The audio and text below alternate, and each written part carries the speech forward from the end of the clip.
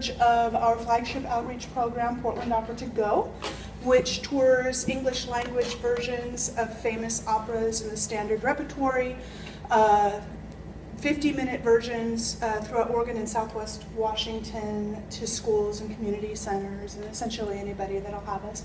The great bulk of what we do, of the work we do, is in schools. All of our programming includes an arts integrated curriculum, and I will be giving you guys copies of the curriculum for last year's show, which was The Elixir of Love, which is kind of geared 3rd grade through 12th grades. And it's not so much that the performance wouldn't have been and wasn't enjoyed by younger students, it's just that the curriculum skews towards fluent readers. So each of our operas, different things are suggested by the operas for the arts integrated curriculum. Are you familiar with an arts integrated curriculum and what I mean when I say that? Okay, so, well, they are writing their own right now. Okay, well, let's talk about that, because I feel really strongly about what's happening right now in politics and policy is that people are able to say arts and education, and if you say it quickly enough, parents and other people won't really understand what you mean. So I really view arts and education as 2 different tracks. One is arts integration, which is what good teachers have been doing for millennia, and using the arts to solidify, to teach subjects that they're already teaching.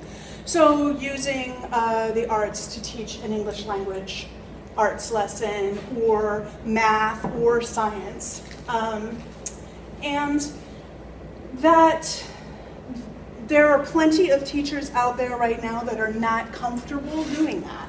Most of them have graduated since Measure 5 passed and are in, so they, Measure 5, anyone familiar with Measure 5? Anyone? Before?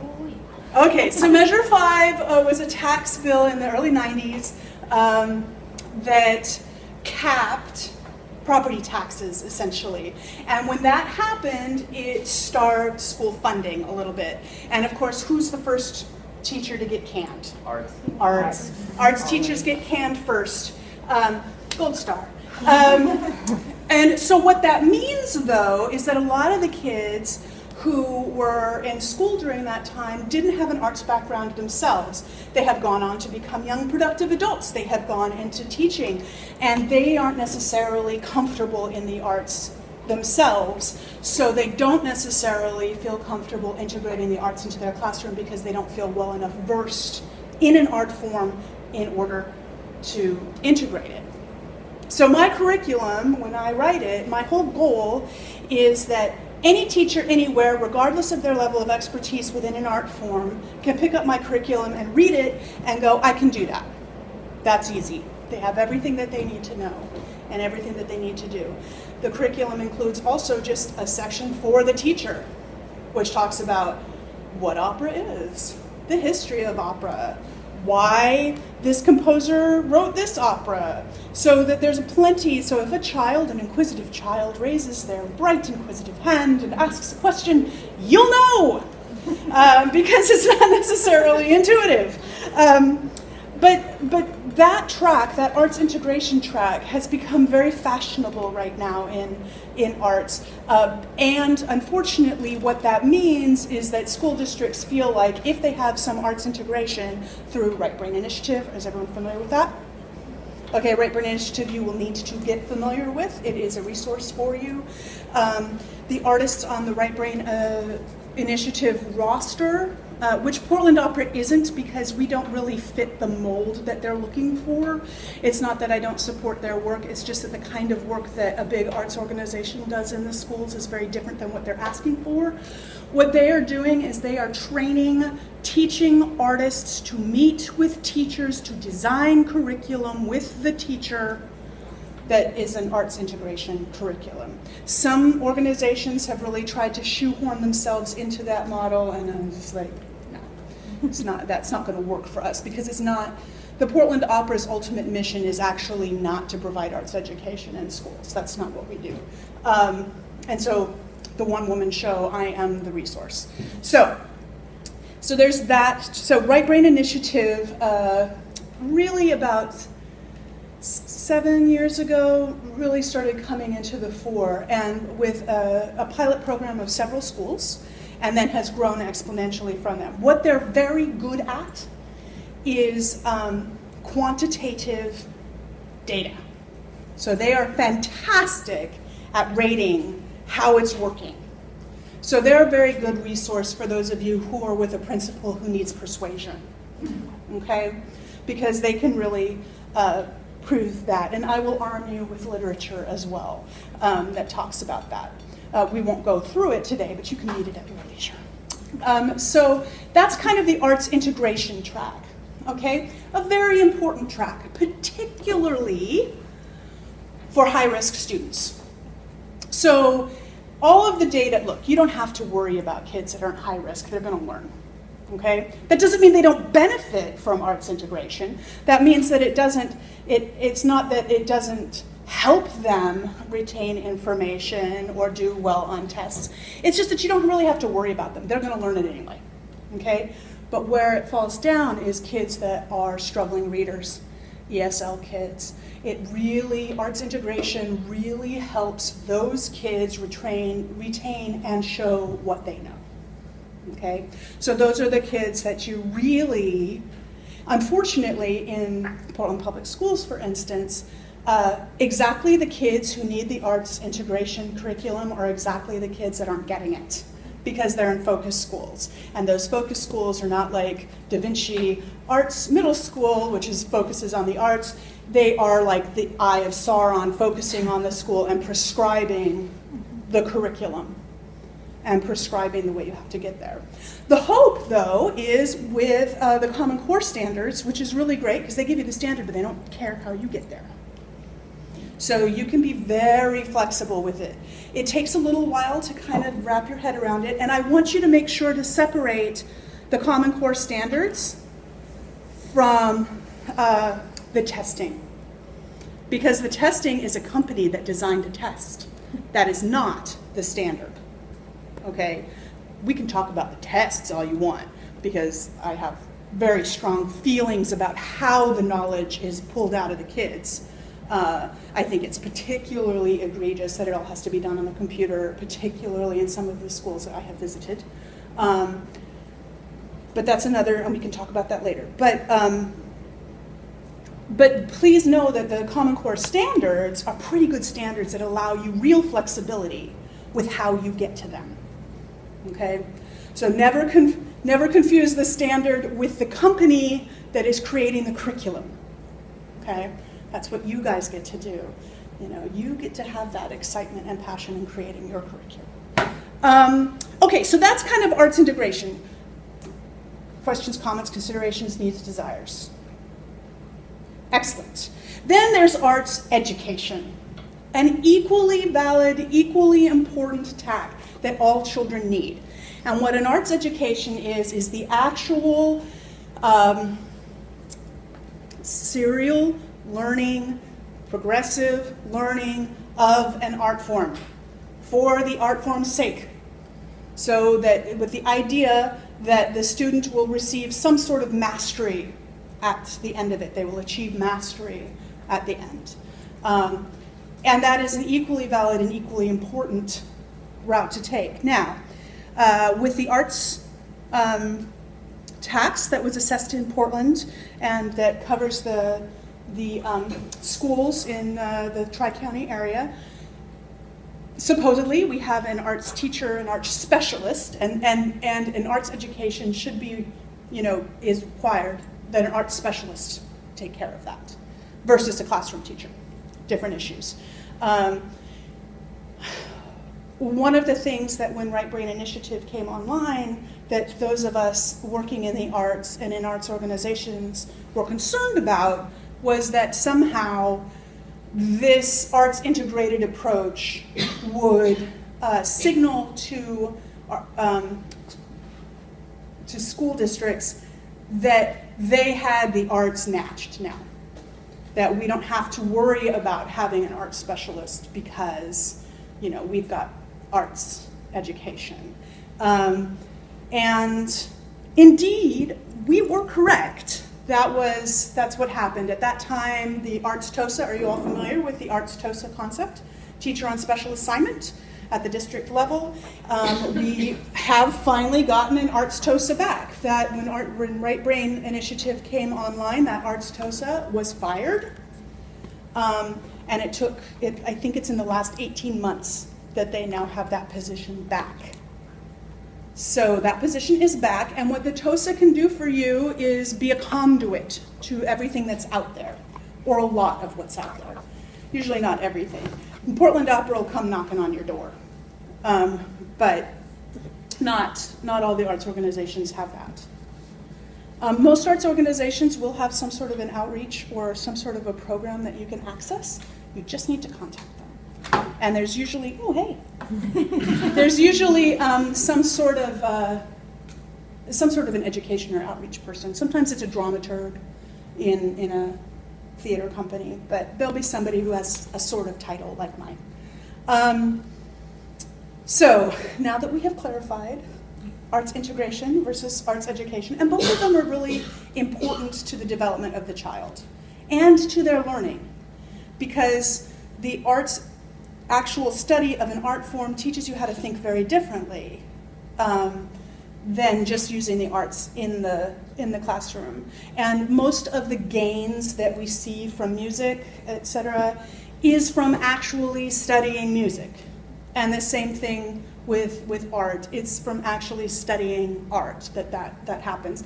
And a lot of it is touchy-feely stuff, which most arts advocates, they get bogged down in all the touchy-feely stuff, which may not be our best argument, in my opinion. There are other arguments to be made, and especially in today's economy.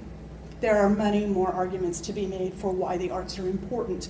And among those is, tangibly, and we have the studies to prove them, tangibly, we can say that learning an art form or working in the arts improves perseverance in problem solving. And the perseverance piece is huge, particularly in today's economic environment, and the ability to cross-pollinate in thinking also is extraordinarily important. So what's available to you? Well, as I said, Portland Opera has a program, ballet has a program. Portland Opera has two things you could use us for.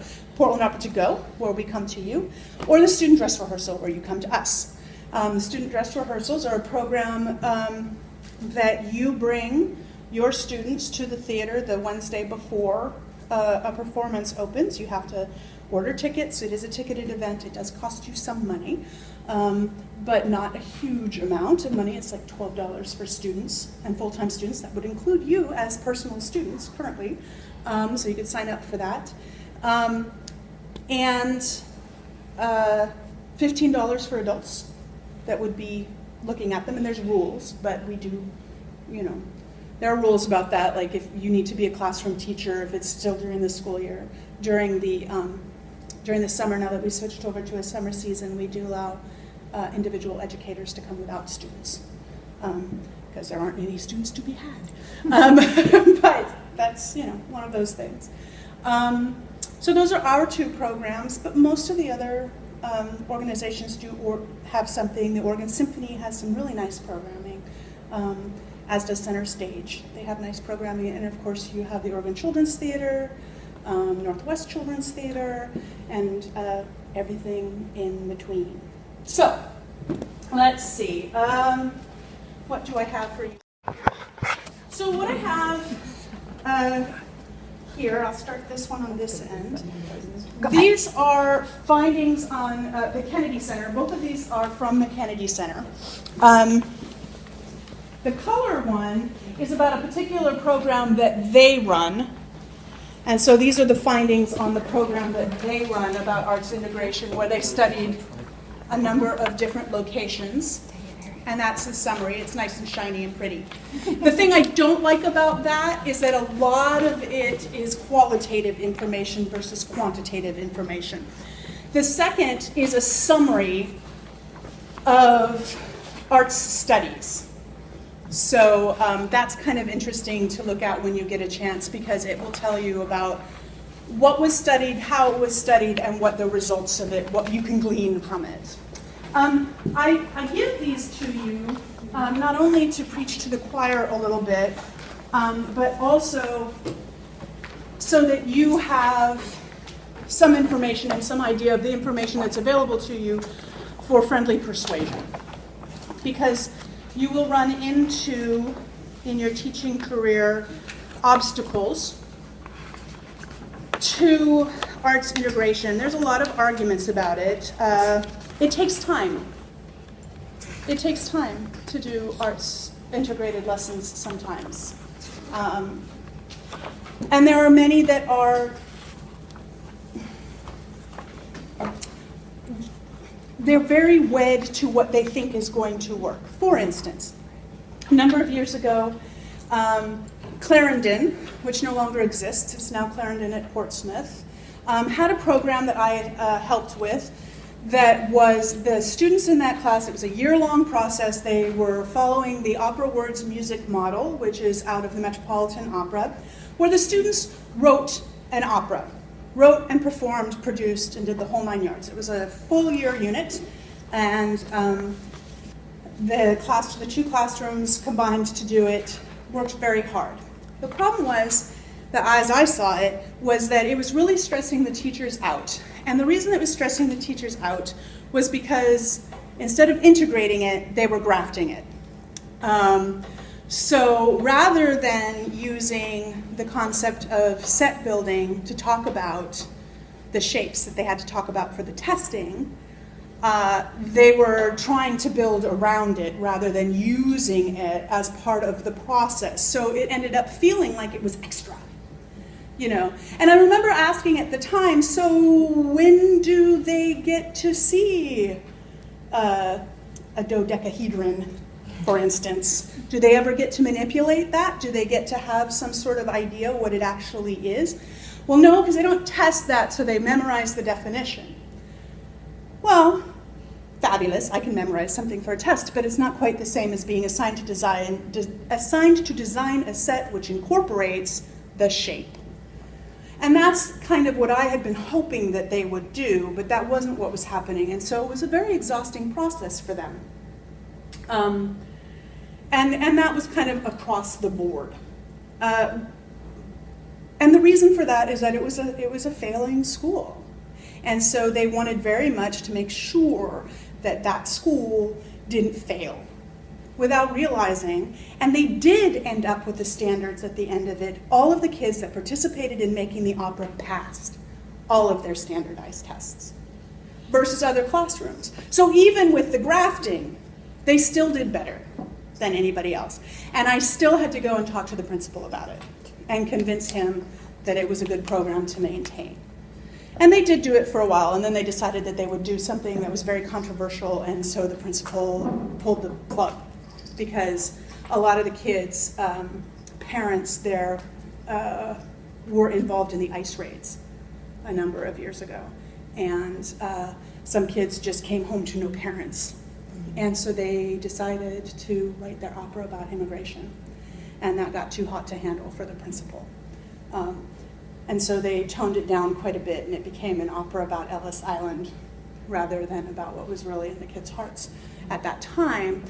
But it is definitely, and I don't necessarily blame the principal for that. He had a lot of competing issues to deal with. But as there was a teacher of the year who he's from Southern Oregon, I can't remember his name. He did wonderful things in his classroom. He was a science teacher. And he did a lot of arts integration. And one of the things that he said was, sometimes you just have to close your door.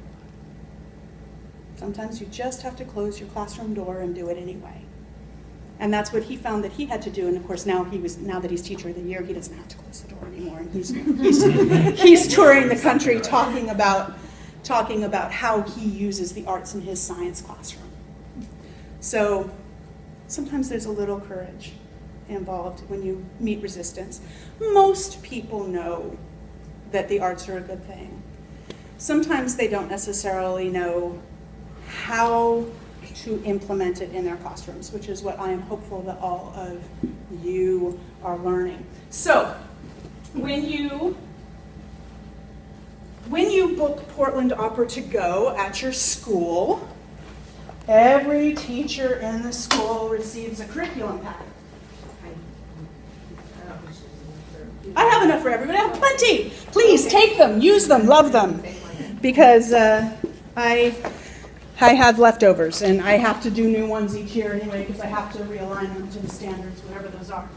So they don't do me any good after a certain point. I have to reprint them every year. We kill a lot of trees. Security for lumberjacks, yes. From a logging family, I support church. They are a renewable resource, my forester sister tells me. So,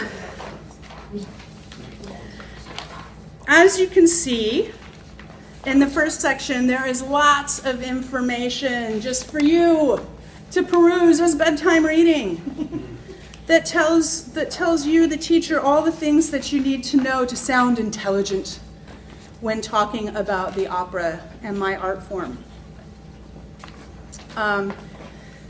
Then we get into the different arts integration lessons. Now, each opera suggests different kinds of lesson plans. So, for instance, next year in the fall, we are doing Hansel and Gretel, Humperdinck's Hansel and Gretel. So that skews a lot younger than the Elixir of Love does, and I very much market that towards your kind of K-5. Again, it's not that it won't be enjoyed by older students, it's just that the curriculum is skews younger. So for instance, in that lesson plan, we have, God help me, the Stranger Danger lesson plan, which has every caveat I could think of about, please don't scare the kids. We do actually have to talk to strangers. Crime is down, but nevertheless, it does. And of course, what's great about that lesson plan is because of the Common Core standard, there are plenty of ways to align it because they have to be able to identify characters and talk about what the characters did and what they could have done differently and be able to have alternative endings and have a lot of discussion about that, all of which is in there. This one has a lesson plan about drinking in it, since the Elixir of Love is cheap wine, and what that means. It also has a lesson plan about advertising in it for the Elixir of Love. So each opera suggests something different. When we do La Boheme in the high schools, I get to do all kinds of science. I got to go over to OMSI and say, what can you tell me about disease vectors? Let's talk about TB. And there's some really great lesson plans for disease vectors that gets kids on their feet and really doing fun stuff with eyedroppers and food coloring. And all of that you can assign the roles in the opera. Okay, you're Mimi. You are Typhoid Mary. Everyone that you are involved with, everyone you cough on, now has the potential to contract tuberculosis. And so you can talk about these things, which is really fun. And it's a lot of this is based on the idea of the Bernstein method. Are you guys familiar with that? So in Bernstein schools, the entire school, all of the teachers in the school, at the beginning of the school year select an art, a piece of art. So, for instance, the Vancouver School for the Arts a number of years ago, their artist was Georgia O'Keeffe. And so everything that was taught with Georgia O'Keeffe's work as the sun, and everything else revolved around it. So that put it back on the teachers to figure out how looking at this art can relate to the things that we have to teach. Now, that might mean that you're not getting to teach the same book every year, which I'm sure the kids will be thrilled with. So you have to find other methods. It is a little harder on you, but it's very effective. It's a very effective way of going about it. Questions, comments, needs, desires, thoughts. What are you guys working on currently where you're writing your own curriculum? What are you basing it on? Anyone started their lesson plan? Anyone have questions about what they should, or have they run into problems? You know, is it hard? I find that there's too much information. Mm-hmm. There's too many things I want to incorporate. Mm-hmm. I'm actually doing a humanities lesson plan right now where we're tying the 1950s into Fahrenheit 451. Oh, fantastic. And so kind of getting some of the imagery from that out and Mhm. into the lesson. But also, we did a gallery walk with it as part of the lesson, and bringing in gender roles and the growth of the suburbs and getting some of the imagery in from that as well onto posters and onto slides. So how long is this? How is it? It must be a unit. It's a, Yeah. So and over how? 10. How 10? 10. Fantastic. So that's a long time. And what are your goals for them? I want them to kind of be able to relate what was going on in the 50s to why Bradbury wrote Fahrenheit 451 the way he wrote it, but also to pull out some of the things, some of the technology that we see Mhm. now that wasn't there then, that he kind of foreshadows Mhm. for us. Yeah. And kind of draw that out. Which is actually really cool because, and what I always like to tell when I'm teaching young people is no art happens in a vacuum. Nothing that is created happens in a vacuum. It's always part of its milieu. So no matter what piece of art you're looking about, you can always teach history. You can always teach social science. Yeah. I'm doing humanities course too on the Uh-huh. Civil War, and Ooh. part of my intro is the importance of music in Mhm. the Civil War. And I have a clip of a song, When Johnny Comes Marching Home Again, Mhm. that was, we talk about how it was really popular on both sides because everyone could connect to the idea. They all wanted their sons or fathers or Mhm. brothers to come home. Absolutely. Yeah. Absolutely. Are you going, so after you've done that, what do they get to do with art? How do they get to manipulate That's it? what I was just thinking about, because it was kind of like my hook, but then I don't really have art in the rest of the lesson. Ah, well, your hook could expand to, for instance, what if they have to write a song that's pertinent either to that time or to their time? What is the zeitgeist of the period? And you can have them, if they are uncomfortable working alone, group working is fantastic.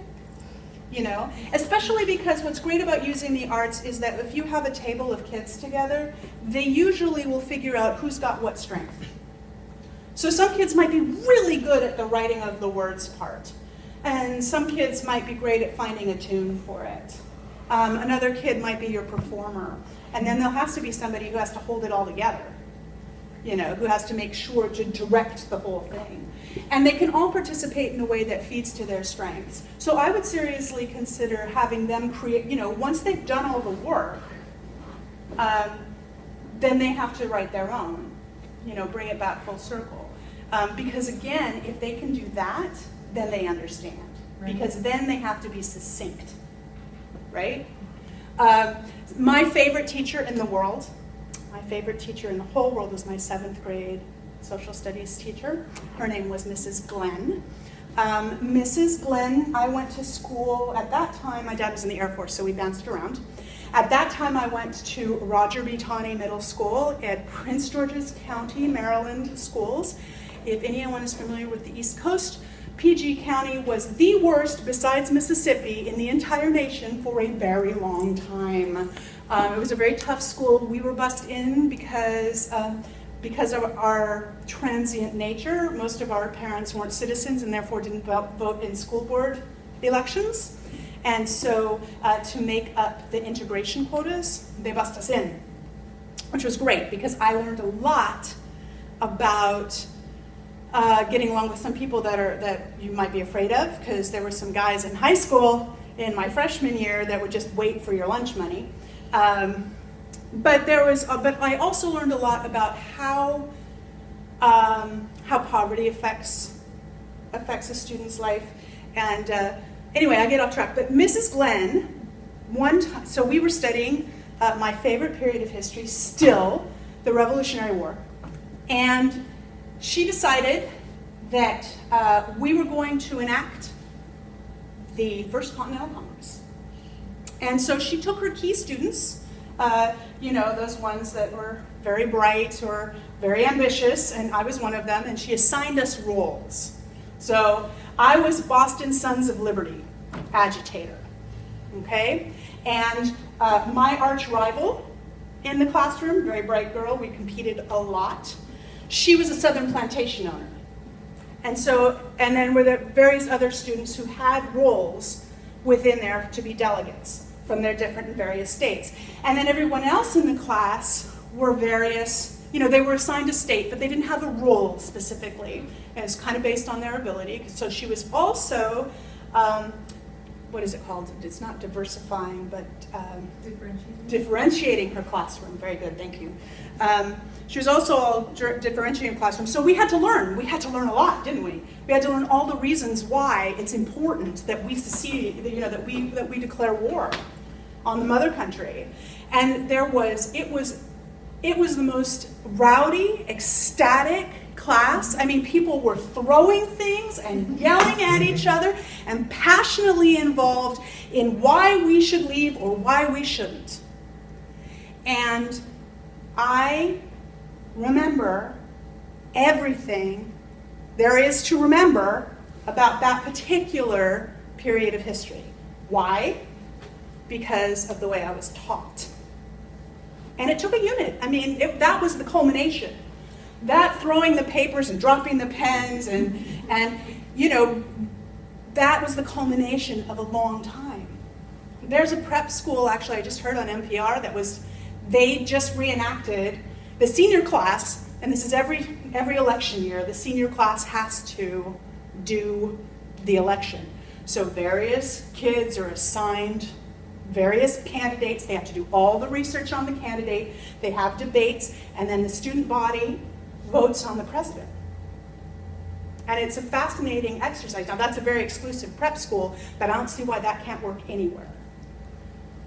And again, there's your theater arts being involved. You're taking on a role. You're putting yourself in someone else's shoes. Just think of all of the Common Core state standards and the state standards that are being fulfilled by this long process. She was my favorite teacher. I loved her. I loved her. We had to debate a lot in her class. So, what else? What else are you doing? I'm working on a poetry unit. Oh, cool. What are you doing? That's the hard part, actually, is choosing the actual content because there's so much out there. What's your age group? The age group's 7th graders. Okay.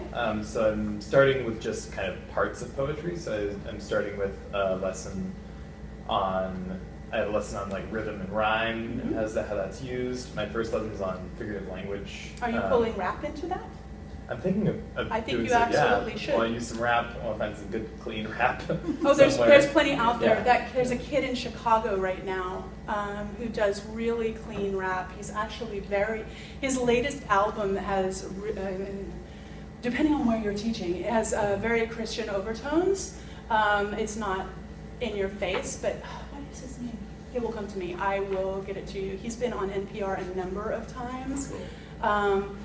Anyway, and his stuff is very interesting, and it talks about a lot of things that have nothing to do with pimps and hoes or anything like that. It's very much to do with, his grandma doing different, teaching him different things and stuff.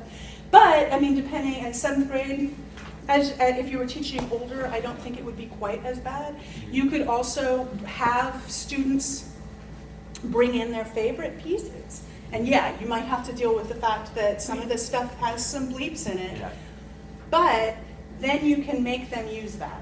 Yeah, I figured that, and I want to have them, read pieces out loud, and I'm thinking, just choosing which pieces I want to use that are most, striking to me, and ones that when they speak them, they'll notice how the rhymes and rhythms sound on their own tongue, hopefully. Yeah. So yeah, I'm just kind of narrowing down what content to use, and I'm trying to go like poetry writing strategy by writing strategy, so that by like the 7th or 8th lesson, they can start writing their stuff. Right. You could use. Are you thinking of any of the beat poets? Definitely, And I'll poetry use some beat slams. poetry. And yeah, I've been Googling, YouTubing different poetry slams and stuff. Oregon State has the state of Oregon has a poetry contest that's run through the, I can't remember what it's called, but if you were to like state education arts, there is a competition, poetry competition, that one of my colleagues a million years was running. I don't know if she still is, but it was her baby and she made it happen. And that might be an interesting resource for you. Because you could also, depending on what you absolutely needed to do, I think it's also interesting to look at different art forms within the context of an art form, particularly with poetry, because a lot of poetry and dance and music all have and art too, have very similar vocabularies, having to do with rhythm and space and rhyme even, but lots of those things. So definitely the hook would be to make them bring in their favorite piece. And if they have to justify it, right? Or analyze it, So that'll be fun. Yeah. That'll be really fun. Oh, and you know what? 7th and 8th graders, I have a love-hate relationship with junior high kids, because if they like you, then they'll jump through fire for you. If they don't, you're done. Yep. Shut it down. So it's like the knife edge of teaching. They're very exciting. What else? What else are you doing? These are very exciting things. Yes. I'm doing another humanities, the Risorgimento, so Italian unification, so focusing on humanism, populism, nationalism, Another favorite of mine. Cultural, like making a cultural identity. This is where Italian language actually comes into being, an Italian language, Italian culture. And so for that, I'm using Promessi Sposi, which is the betrothed, which is a great Italian work of art, the leopard, and some other Italian works of art. So I was thinking, super cool. for the leopard, there's a good movie about it that was made like in the 60s. So to read the leopard, which is set as like a first-person account that has a lot of dialogue, having the students then change that into different scenes of like a play, like making beautiful. sections of the movie, and then watching the actual movie later, be like, here's how, like it's an award-winning director that makes the movie and everything, like here's how they turn a book, which is an account of a person's actual life during this time period, and how they make it into something that anyone can watch and understand it. So I have a similar lesson plan, I think, in this one that talks about how libretti are made. And if you're interested, I can also send you my Bohème lesson plan, because Bohème is based on a book and then made into a show, so it goes through those things if you're interested in looking at it. Just as a process. Not that I want to horn in on your process, but there are resources out there which are really cool. That sounds fantastic. Are you going to make them act it out? well, yeah, we're not doing it in here because we only have like 20 minutes to do Right, it. right, but if I did it, but it would ultimately, be, that's one of my 10 sections of the whole 12-week thing would be about the leopard, of reading it before then and then talking about it, making it so people understand it, and then breaking them up, having them do it, and either act it out, probably not in front of the class, but probably record it so because it's different sections, or if you want to do a prequel or something, so they have to show it, and that's their assignment for the lesson for that Well, and unit. that would be really Assessment cool. would be, do you understand enough to break down what's in the book, pull out the language and use it, and the ideals, and What costume. level is this? Junior, senior. Junior, senior? Oh, so then if you were teaching in a nice big high school, you might have video arts, and you might be able to get in touch with your video arts teacher and cross-pollinate to make the movie. Yeah. And the different scenes, each person. That might be very exciting. Ooh, cool. I want to take your class. What about you?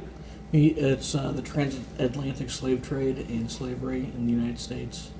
Super And cool. Probably gonna have a gallery walk showing, advertisements, vaudevillian, bits and cartoons and political cartoons of the era, and compare and contrast. And also probably pull up like roots from the Mhm. 60s, 70s, and show how that's a misrepresentation and it actually like, takes away agency from those enslaved people. It does, but you should also, I would also bring in how it changed how white people thought when it was shown, because that was huge. There are quotes where people, because they're remaking Roots, you know, but there are quotes from the time saying it made me ashamed to be a white person.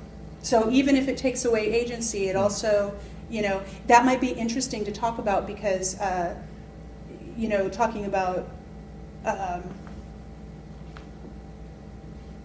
My context is always Orientalism and exoticism because of the opera in the 19th century, and that's kind of my expertise. But the idea that those works, as flawed as they were, are now, the paintings particularly, our only window into cultures that do not record themselves. So it's kind of, you know, the double-edged sword. It would be a very interesting philosophical conversation to have. At some point. You probably couldn't do like the rubric on that, but it would be an interesting thing to talk about. How will you handle your students of color in that situation? In terms of what regard? Well, for instance, depending on where you are, it's not so bad in Portland, but there are often times in rural areas where I am where there might be one black student or no black students. And so you have your one black student and everybody's talking about, oh, I don't know, well, lots of controversy surrounding, say, Huckleberry Finn, and the danger of making there's two dangers I see, making your minority student token and speak for their people, which is very uncomfortable, but also maybe not being mindful of the discomfort that the art of the time and the political cartoons may inspire in them. That might be one that I think it's very valid. What I hate is when people shy away from art and music and any works of art because they're controversial. Because I think that we have something to learn from all of them, but it might be something that you would either want to partner with a black teacher over, so that you have some context in it, because I think it's very valid and very valuable. And I think that too often in the college setting, we're also worried about being inoffensive, that we're not able to have an honest conversation. And so sometimes I think that high school is the last place where you can have a brokered, safe conversation about some really difficult issues if you have a good, sensitive teacher dealing with it. That you can create some real understanding there. So I think that would be a fascinating. How long is that going to take? Hopefully it's going to be a unit. The main focus, like the overarching figure, is to show that, you know, instead of victimizing these other people, it's to show that, you know, without these individuals and their ingenuity, you know, this, you know, somewhat, you know, man-made industrial, you know, economic system would not exist. So I think in order to combat, you know, those touchy subjects, I would probably, you know, bring in more primary sources to incorporate that. So, again, I'm not going to, you know, rely on one individual student to give their perspective. I would probably, you know, use secondary sources to help combat that. Excellent, good thinking. What else? What do you got? What are you working on? I'm going to be doing a unit, basically like an introductory unit to Shakespeare using Taming of the Shrew. Because a lot of times they do the basics like Romeo and Juliet and stuff, but I think Taming of the Shrew is really funny. It is. Especially with all the disguises and the pretending to be other people, that I think it's a fun one to get, you know, because I'm hoping to do like 9th grade, so, you know, some of them are still in the ew romance. So I mean, Taming the Shrew, like there's romance in there, but at the same time there's also the like, oh, this is this person pretending to be this person and this person pretending to be, you know, it's How will you that deal crazy. with the how will you deal with how women are treated in that? that would definitely be a good part of the lesson is having them look at that, and trying to see like what their take on, like not even give them anything on it, just like, okay, as you're reading, I want you to pay attention to this, and then like have a discussion within the class and see what they come up with, and that will help show if they're getting the language to see, They because should be mad. Are you going to have them translate it? because my first lesson of the unit is going to be like just basic background on Shakespeare, and then the second lesson is going to be on the actual language itself, and so working on trying to decode it, and giving them some resources for that, so that when they are struggling, they can, obviously I love the Folger library editions because they have the words right next to it, so you can go and look. And then also SparkNotes has the No Fear Shakespeare, which is wonderful. So like letting them use that as a resource, I don't see that as cheating, because especially if you make them manipulate it. Yeah. I mean, so how are you going to make them manipulate it as far as what's their artistic contribution to that? Since you're already you're studying a work of art in this situation, which is great. How are you going to translate that into them producing an art? Ultimately, probably having them be in small groups and presenting a scene from it, and potentially having them rewrite it into like modern language. Absolutely. So again, checking for that understanding of Shakespeare's original text, and then do they get the overall idea of what's happening in this scene, but then being able to translate it into modern language. I think that'd be really fun for them. It would be very fun Get for to them. present it to the class. Yep. Good. That'll be fun. I'll be really intrigued to see what your young budding feminists think of it. Because it's an infuriating text. What about you? I was doing the 1950s. Oh, that's right. Yes, right. You did start it. That was very good. Fahrenheit 9/11. What about you? I'm not a student. You're not a student. You're auditing. Well, these grad students get younger and younger. I know. It's like wow. It's hard to tell at a certain age. It's like people stop aging for a little bit and then they age and then they stop again. I'm trying to convince her that teaching is the way to go, and she keeps telling me that veterinarian is the way to go. Veterinarian or psychology? There you go. I wanted to be a veterinarian for a long time. Then I wanted to be a lawyer. And then I got over both. Well, that's very super cool. What time is it? It's 6:23. 6:23.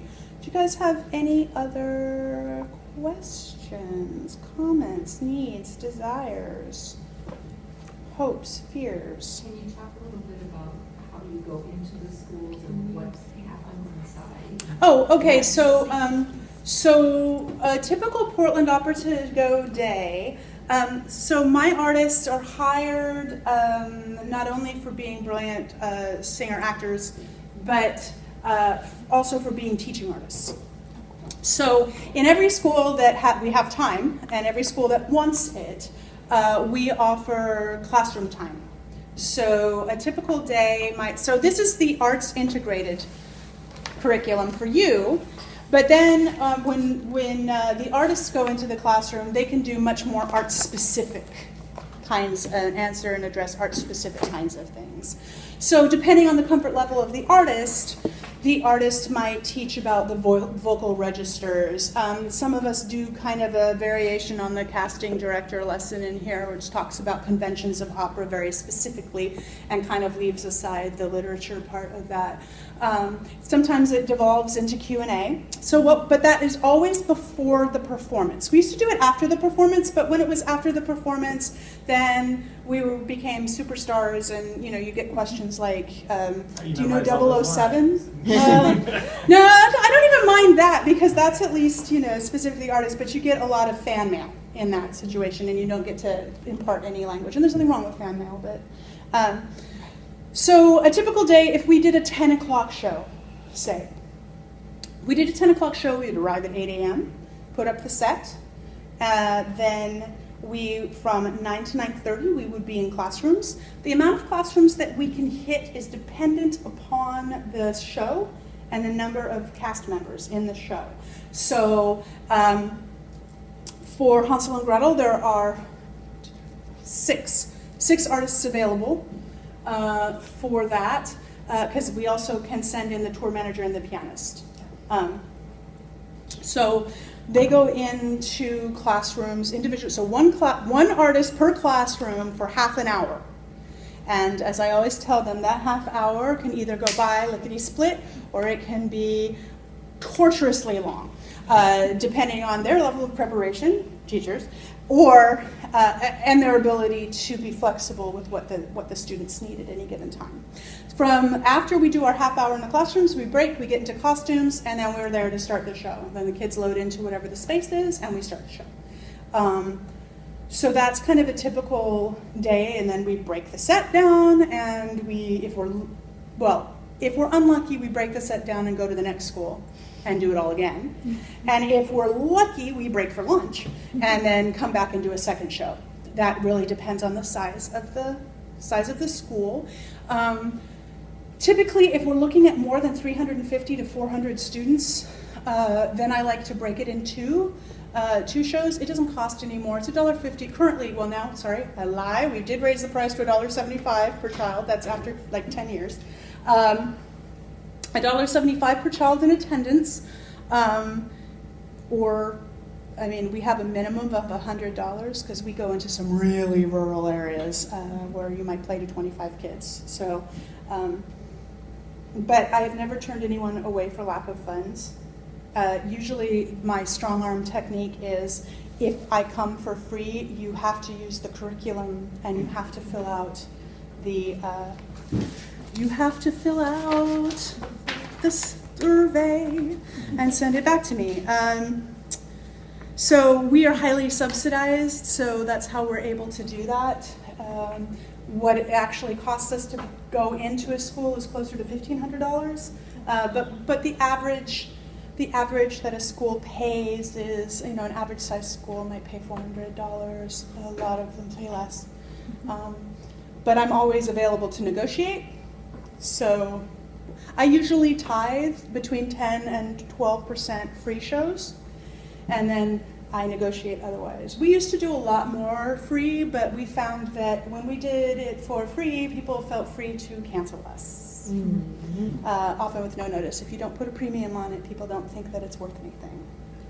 So getting a little skin in the game gives them some incentive. The people who book me in elementary schools, typically it's the principal, because I usually direct my information to the principal. When I'm marketing for schools, I market to all the public schools in whatever area it is that I am going to. And private schools sometimes have to figure it out, unless I'm having trouble booking for whatever reason, and then I will start looking up the private schools too. We do.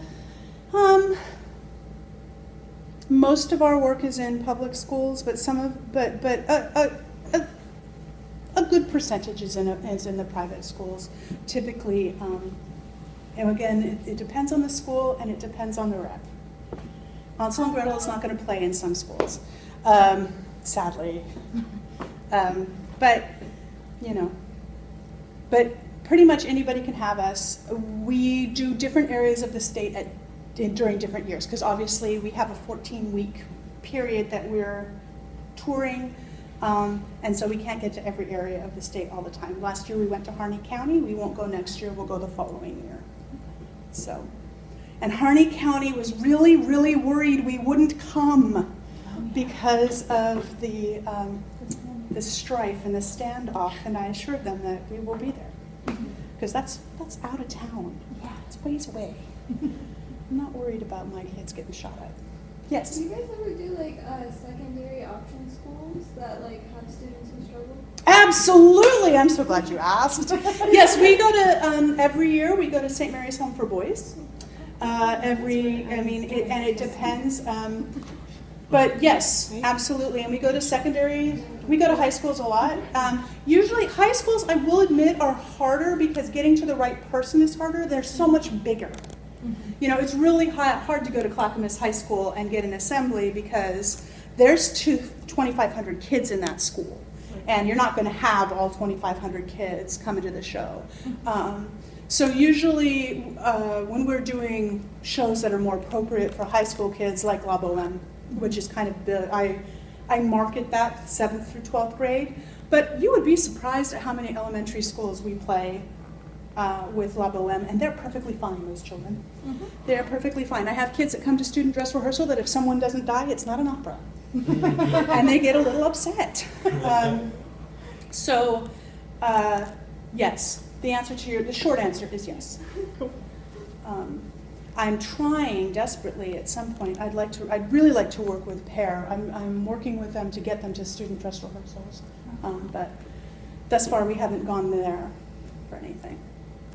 Yes? So how far out is this marketing? Like, do you tell the teachers in schools like a year before, or that current year, or That's 2 years an before? excellent question. So this year was a little bit of an aberration because the Portland Opera moved to a summer season, and typically I had been doing Portland Opera to Go in the winter, so like January, through March kind of time. But because in order to keep our presence in the community longer, I moved to the fall, and it was a good time because Hansel and Gretel people recognize, they're like, okay, Hansel and Gretel, I can do that. So this year I started marketing Hansel and Gretel in March, and to book for the end of September through mid-December for next year. So next year for a fall tour, I will start marketing in January for the following year. And usually what happens is I anticipate, the bulk of the shows are currently booked. I unsurprisingly have more openings in December now. There's just a lot happening in December. And because of the change, we're not on the radar in the same way. The following year, we will have no problems in December because they'll have put that in their brains, and that will be easy for them. So typically the school year before, I'm looking at the next school year. And I will have a flurry of last minute after the school year begins, and then hopefully by the time my artists arrive, I usually like to be done booking. It just makes them feel like they're more in control to have a schedule. But I own them, so if things change, they change. And they know that. They know that. I just know because I was an artist, I was in their shoes once, and so I was like, that drove me nuts. So, what else? Anything? Excellent. Well, I'm very excited. All of your projects sound wonderful. Your students will be very lucky to have you. Have faith in what you're doing. Know that it is a proven great way to teach that will give you lasting results. You don't need to teach to the test if your kids know the material. And if they understand the material, the only thing that you need to worry about is making sure they understand how the test will be given, not everything there is to do in there. They won't have any trouble passing as long as they know the material. So when you are pressured, and you will be, to spend an inordinate amount of time teaching them how to take the test or what the test is, and with the Smarter Balancer, is that what it's called? Smarter Balance? With that, you do have to spend a lot of time teaching them how, because it's extraordinary. If you haven't taken it, go take it. I mean, go look at how it works and think about what that would be like for a kid without a computer at home. And many of them don't have computers at home. Most parents who are poor will have a cell phone, but they don't have a computer, and people aren't using mouses anymore. Or mice, do we call them mice when they're Yeah. computer mice? You do? All right, they're not using mice anymore, especially those kids in poor backgrounds, so just consider that. So teachers are having to spend an inordinate amount of time teaching them how to take the test, but do have faith in their ability to transfer knowledge. So if you have questions, or I can be of further assistance, I have cards. And I have a question. Yes. Have you ever been in opera? And could you tell us what you do? And could you show us some of your stuff? I hate it when you do that. I mean, I don't, you're in a library, first of all. Yes, I am. It's not in the school year. There's nobody up here. I'm a trained mezzo-soprano. That is my, my training and my original path. I have a fatal flaw in that I like too much different stuff. To be a full-time opera singer, you have to be, well, you don't need it, unless you want it. All right.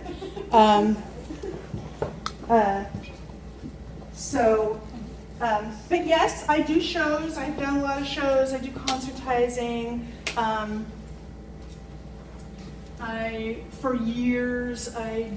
For 4 years, I sang with the Portland Opera Chorus, and then I got bored with that, and pursued solo work, and did that for a long time.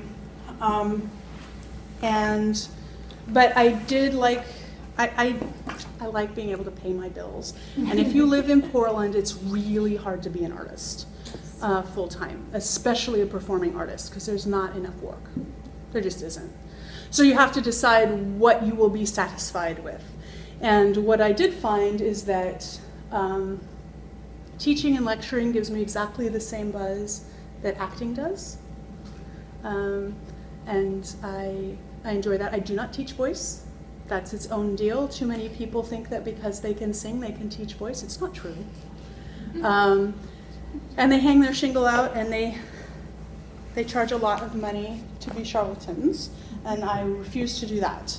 I do coach singers in presentation and acting, because acting for singers is a little different,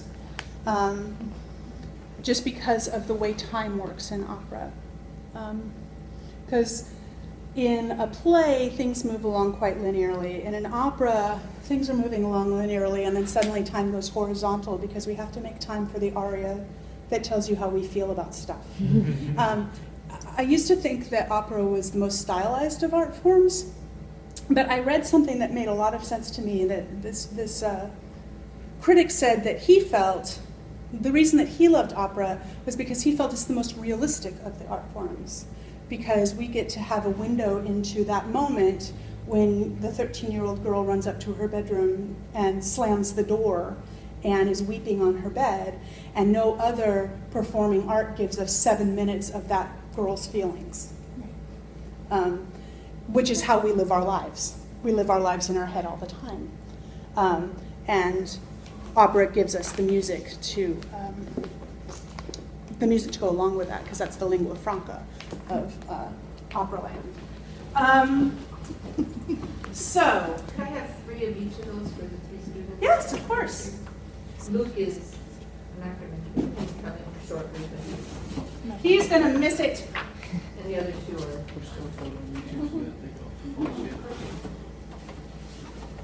No, this is good. Let's see. And we still need a taste of what opera sounds like. Please, sing. Next time I won't do this, okay? Because I really don't like doing it out of context. I really don't.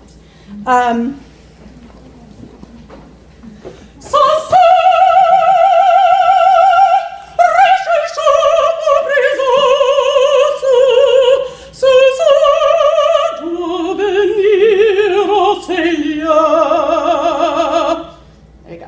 And the other class in the building is like, did I just hear? So that's Delilah, Good, where five people. she gets her, she's getting